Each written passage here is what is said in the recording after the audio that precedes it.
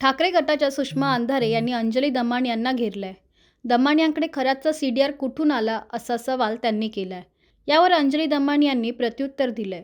सुषमा अंधारेंचा माझ्यावर राग, पण हा राग नंतर काढा. प्रकरण गंभीर असल्याचं दमाणिया म्हणाल्या. पाहूया अंजली दमाणिया नेमकं काय म्हणाल्यात.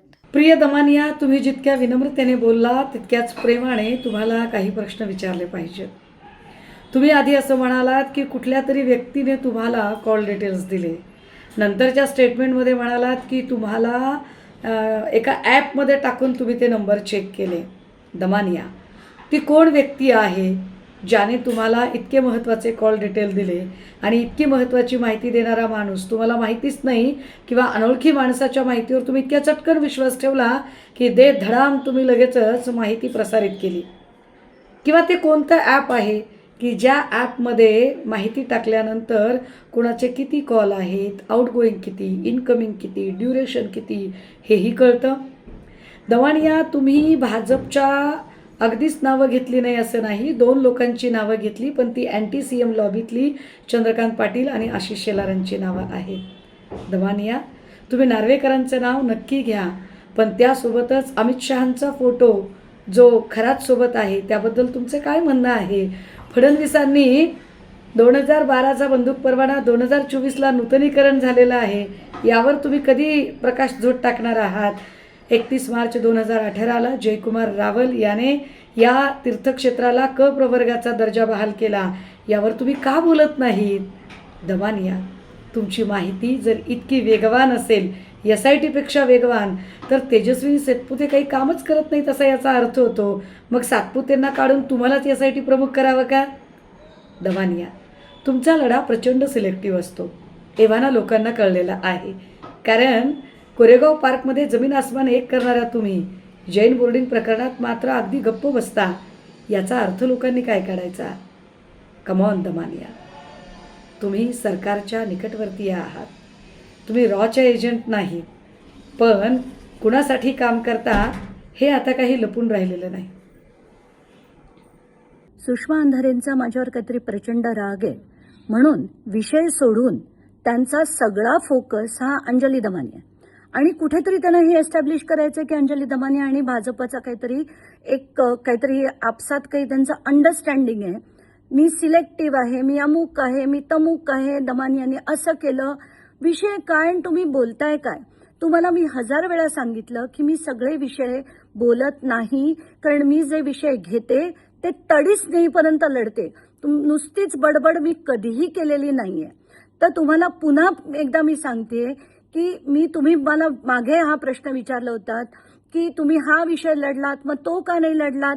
आज तुम्ही म्हणालात की मी कोरेगाव पार्क विषय लढला, पण त्या जैन याच्याबद्दल मी काहीच बोलले नाही. मी कोरेगाव पार्कही विषय लढले नाहीयेत. तुम्ही कदाचित तेही विसरला असाल, कारण माझ्या नावाच्या रागाच्या भारात तुम्हाला काय दिसतं आणि काय नाही मला माहित नाही आणि मला जाणून घेण्याची इच्छा पण नाही. कारण एकदा फोनवर तुम्हाला समजवण्याचा मी प्रयत्न केला की मला घर, संसार, मित्रमंडळी, मला फिरायला खूप आवडतं, आम्ही खूप बाहेरगावी असतो. आत्ता सुद्धा तुम्हाला माहिती आहे की मी चंदीगडला आहे, कारण मी त्या ऑडिओमध्ये सरळ स्पष्टपणे ते मांडलं होतं. पण प्रश्न विचारत राहायचे, वाटेल ते बरळत राहायचं, की मला वाटतं तुम्हाला सवयच लागली आहे. आत्ताच्या घटकेला तुम्ही जे प्रश्न विचारलेत त्याची मी थेट उत्तरं देते. एक, तुम्ही म्हणालात की ती व्यक्ती कोण होती तुम्हाला माहित नव्हती, अनोळखी व्यक्ती होती असं तुम्ही एका व्हिडिओमध्ये म्हणाला. दुसऱ्या व्हिडिओमध्ये म्हणतात ते ॲपद्वारे केले. आता तुम्हाला पूर्णपणे पुन्हा एकदा सांगते की एक, तर ती व्यक्ती अनोळखी होती, त्याचे डिटेल्स मला आलेली CDR ही सगळ्या यंत्रणांना पाठवली, हे मी पहिल्या दिवशी म्हटलं. त्याच्यातला भाग नंबर 2 की क्लॉड नावाचं अँथ्रॉपिक कंपनीचं एक सॉफ्टवेअर आहे. आता हजारो नंबरमधनं एकनाथ शिंदे, मिलिंद नार्वेकर, शेलार, चंद्रकांत पाटील यांचे नंबर शोधणं खूप कठीण आहे, कारण ती हजारो नंबर्स आहेत. तर ते सॉफ्टवेअर घेऊन मी या क्लॉडवर टाकलं, तो CDR टाकला आणि जर मी त्याच्यात एकनाथ शिंदेचा नंबर टाकला तर त्या शिंदेच्या नंबरवरनं किती इनकमिंग आले, किती आउटगोईंग आले हे देखील कळतं. आणि हे क्लॉडचे डिटेल्स मी त्या मीडियाच्या ब्रॉडकास्ट ग्रुपमध्ये देखील टाकलेत. कुठल्याही पत्रकाराकडनं तुम्ही ते क्लॉडचे डिटेल्स घेऊ शकता. आणि हे मी कसं संशोधन केलं, हा जो तुम्हाला प्रश्न पडलाय ना, त्याचं उत्तर तुम्हाला तिथे मिळेल. तुमचा दुसरा प्रश्न होता, कोण व्यक्ती आहे हे मला जी माहिती द्यायची आहे ना, ती मी केव्हाच दिलेली आहे. डीजी कार्यालयाकडे दिलेली आहे, मला मुख्यमंत्री कार्यालयाकडे दिलेली आहे आणि तेजस्वी सातपुतेंना दिली आहे. एवढंच नाही तर मी डीजींची भेटायची देखील वेळ मागितलेली आहे. त्यांना जे जे हवं ते मी त्यांच्याकडे सुपूर्द करेन. त्यामुळे अंधारेंना त्याच्यात काळजी वाटण्याचं काहीच कारण नाही. तुम्ही म्हणालात की कुठली ॲप आहे, तर तुम्हाला मी मुद्दाम सांगते, क्लॉड नावाची ॲप आहे जी तुमच्या सेलफोनवर सुद्धा तुम्हाला डाउनलोड करता येईल आणि ती तुम्ही जरूर करावी, म्हणजे असे प्रश्न तुम्हाला पडणार नाहीत. मग तुम्ही म्हणालात भाजपची नावं घेतलीत, पण ती काय अँटी सीएम लॉबी होती. ही CM lobby, anti CM lobby आहे हे कदाचित तुम्हाला माहिती असेल, मला माहित नाही. मला एवढंच माहिती आहे की सीएमशीचं कोणाशीही पटत नाही. भाजपचे आता कोणीच उरलेले नाही आहेत. त्यांना कोण सख्खं कोण लांबचं ते मला खरोखर माहीत नाही आहे. आणि प्रत्येकाविरुद्ध लढणं हे माझं मी कर्तव्य समजते.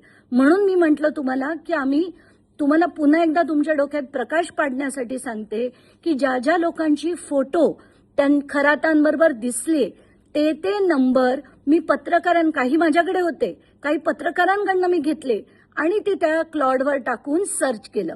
आता अमित शहाचा फोटो आहे, तर अमित शहाचा नंबर माझ्याकडे नाही, त्यामुळे मी तो शोधू शकले नाही.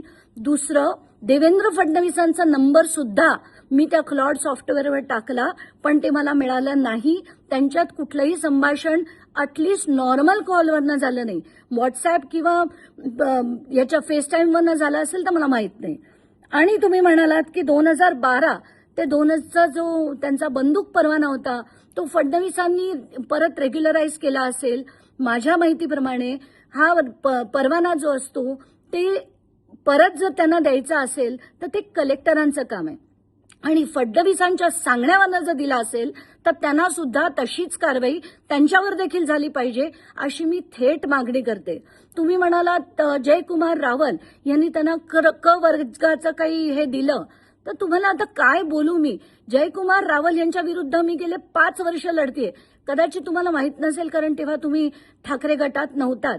तर आता ठाकरे गटातल्या नार्वेकरांबद्दल तुम्ही म्हणालात हो तुम्ही नाव घेऊ शकतात, मग का नाही म्हणालात तुम्ही की त्यांची चौकशी सुद्धा एसआयटीने केली पाहिजे. सिलेक्टिव्ह कोण आहे, तुम्ही आहे का मी आहे. आणि काय बोलता याचं भान ठेवा. विषय काय आहे, किती गंभीर आहे की या खरातला प्रत्येक राजकारण्यांनी मदत केली, प्रत्येक राजकारण्याचे त्याचे संबंध आहेत, म्हणून पोलीस त्यांच्यावर इतके वर्ष कारवाई करत नव्हतं. विषय तो आहे, त्याच्यावर बोला. माझ्यावरचा राग ना तुम्ही इतर कुठल्या दिवशीसाठी ठेवा. आणि बाकी विषय तुमच्याविषयी काही बोलण्याची मला इच्छाच उरली नाही आता.